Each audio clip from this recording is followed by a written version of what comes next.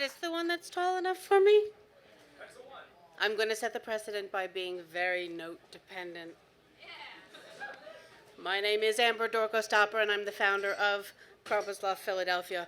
In Alpine heritage, Krampus is this sort of man-goat guy who comes on the night of December 5th, and he takes bad children and beats them with birch switches, puts them in a bag, and takes them to either hell or Spain.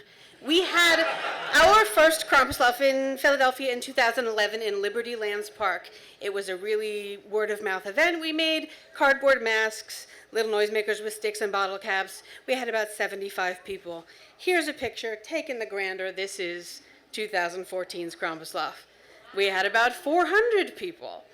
They came from Staten Island, Virginia, Maryland, Connecticut. We'd had them coming from other states for a while. I learned that there was a term for what we were doing with Krampuslauf, and that's processional arts. Literally, go from here to there. Make that an art form. There's nothing else to it. We have a lot of inspiration from other events. The All Souls Processional Weekend in Tucson, the Beltane Fire Festival in Edinburgh, Scotland. For me, the only measurement of growth of our event is through making things, and the backbone is workshopping mask making. Our favorite method is aluminum foil and masking tape. That blue thing, almost nothing but aluminum foil and masking tape. It's cheap, it's light, it's forgiving. That thing's made of some other stuff, but it was made in my dining room.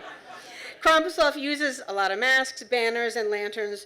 We make things together. We make things separately. And what I realized when we started doing this was that, for me, I was getting a lot of personal meaning and almost spirituality out of this secular event, specifically because of the materialism of it. You can't knit in the afterlife. It doesn't matter what you think is going to happen to you when you die. There's no paper mache. The whole tactile sense of living comes from material and the manipulation of material, and it's the only thing that provides proof that you've ever been here.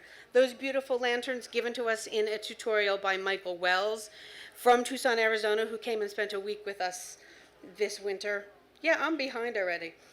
The important thing about doing the procession is keeping the procession important. It's not a means to an end. There's no bar crawl.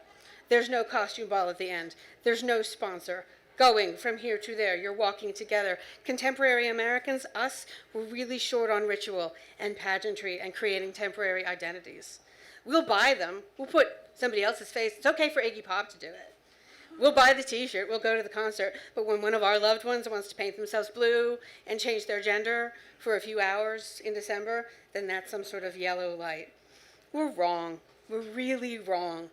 It's wrong to think these things are packaged as entertainment. They are really important internal work. I can tell you this, I've been doing it for 5 years. Becoming other preserves yourself. Come out and try it, that's all I can tell you. When we had our first Krampuslauf in 2011, the only other one I knew of in the country was in Portland, Oregon, and now there's more than I can count. They're everywhere. Ours seems to have less to do every year with the traditional Krampus figure. People are bringing in their own winter folklore from their own ethnicities and cultures, and people are just making things up and adapting what they've heard, and maybe they're getting it wrong, and maybe they're misadapting, but I think that's pretty much how culture gets made. I'm not concerned about our Krampuslauf getting lost in the shuffle, because the in-jokes keep things going. Our theme song is a Kenny Loggins song. And no matter how many Krampuslaufs there are in America, I think that's only going to be true for us. We have 2 rules, and I think they're going to come. Look, now I got ahead. Taking the grandeur again. 2 rules of Krampuslauf. Nobody at Krampuslauf is there to entertain you, least of all me. You can carry a banner, you can carry a drum, you can stay back at the park and not go on the walk at all and tend the fire. If you are respectful of what anybody else has brought to the event, there's a place for you.